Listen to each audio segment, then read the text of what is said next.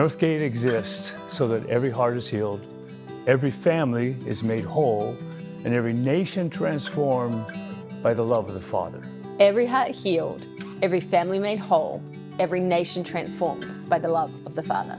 Every heart healed, every family made whole, every nation transformed by the love of the Father. What does it mean that every heart is healed? Really, two things. The first thing is the realization that every person is qualified and a target for the love of the Father. People you come by at school, workplace, store, they're all qualified. For God so loved the world that he gave his only begotten Son. Really, it's the gospel. So we're aware that every person is a target for the Father's love. The second thing is that we want to be a healing community. Like salvation is the first step and to be made whole, but it's a journey. And we want to embrace the journey for everyone so that we're building a community that learns how to love one another, accept one another, and forgive one another until every heart is made whole. I just want to take a minute. I want you guys to look around the room for a minute. Look at the people next to you. There's a lot of history here. We've been through a lot together over the years.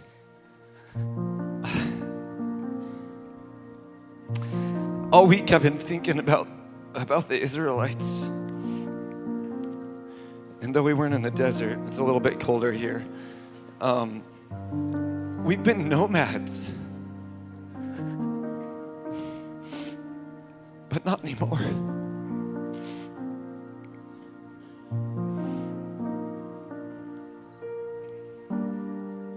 And it's not just about a building, right? But we're not wandering anymore. We have a place. And the reason I share this is because I feel so strong that this is a year of promises fulfilled. Like as I said here during worship, I kept feeling like Ezekiel 37, and I felt like the Lord saying, where the bones have been dead, He's putting flesh on. He's replacing hearts of stone, the places where we've been hurt, the places where we've been offended. He's replacing that heart.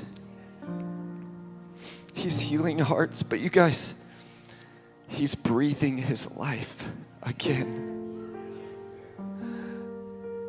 So God, I just prophesy, declare the breath of your life to enter this place, the breath of your life to blow on hearts in this room today. And I declare that this is a year of promises fulfilled, God, as a body and as individuals. And God, we just surrender ourselves once again, and we say yes. Yes to your promises fulfilled. We just declare that we will be a people that grabs a hold of hope again. We will no longer be people determined by past difficulties. We say yes to the heart coming alive again. Our own, but also the community, God. Let it flow forth from here, Jesus. Welcome home.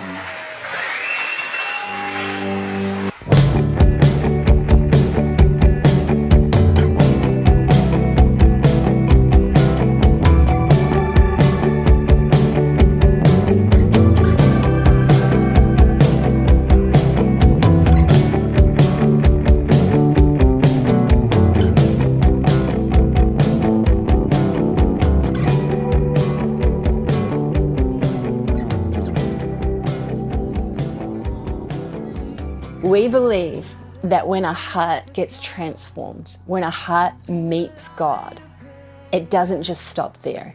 That the love of God flows into them, but then it begins to flow through them, and they become a conduit of the healing, life-giving touch of heaven, and that flows from them into the world around them.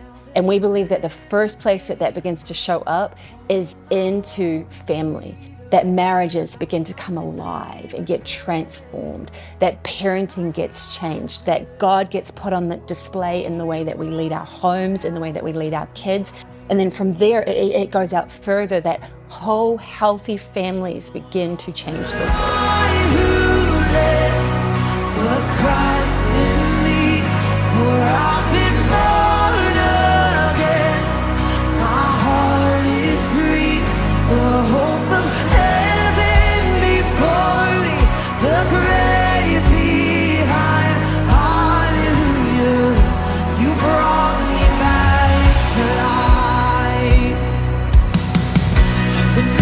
Says I am guilty, I point to the price you paid. When something says I'm not worthy, I point to that empty grave. Just like Lazarus, oh, you brought me back to life. No longer I who live, but Christ in me, for I've been born again. My heart is free, the hope of heaven before me, the grave behind. Hallelujah, you brought me back to life.